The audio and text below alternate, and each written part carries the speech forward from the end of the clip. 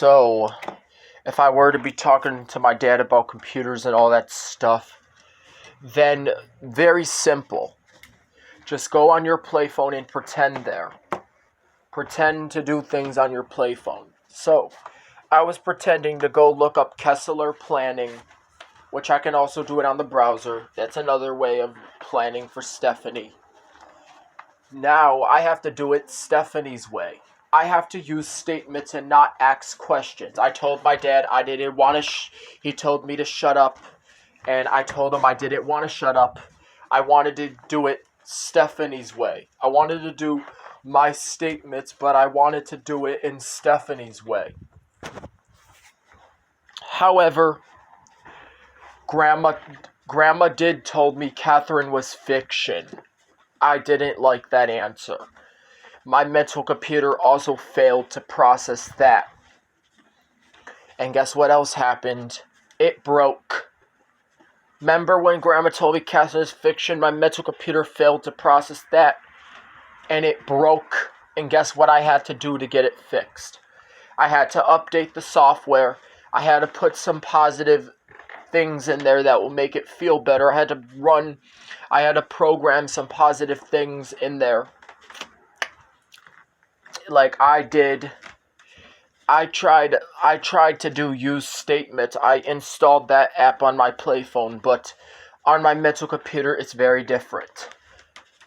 I came up with the idea to repeat Stephanie's idea, and I had to use statements.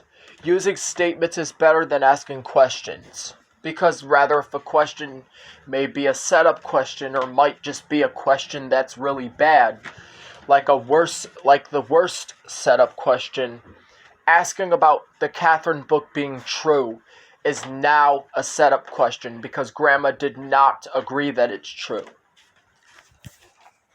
I got told it was fiction, but I've been told by Fabby that the human brain and the computer share similarities, and there are similarities. So nobody can tell me my brain is not a computer, because there are some similarities. Even though there may be some differences, but there are similarities, and those two are similar. So guys,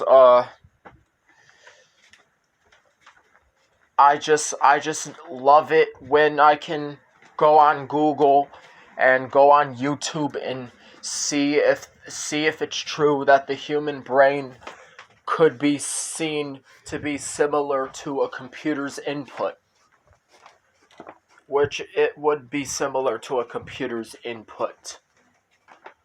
Because like again, the keyboard and the mouse and the monitor and speakers and screen and programs and software and hardware and software. Basically, the only difference is about the brain being different from a computer is that it is not made out of metal.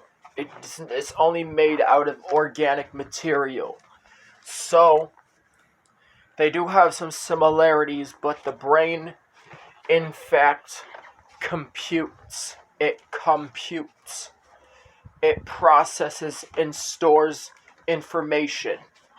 Many of them have similar outcomes or similar aspects of them being like each other.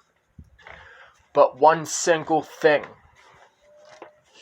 most people say they're not each other, or some people say it's like it, but it's not. Well, I don't really like that either, but that would only be that they're using similarities to make me mad. But the similarities is that, like we just spoken, it processes information, it computes, it stores. And the reason why it's similar to a computer, because you can save things in your memory and file things in your long-term memory, which is kind of like the hard drive of the brain. So it is kind of like a computer, and they do have similarities. The similarities are they both process information and they both store information. Similarities are actually good than hypothetical scenarios because hypothetical scenarios might have setup questions in it. Sometimes we use the hypothetical scenarios to refer to something as being a machine. And quietly enough, we have scrambled our time trying to talk about this and perseverating on statements that could get you in trouble.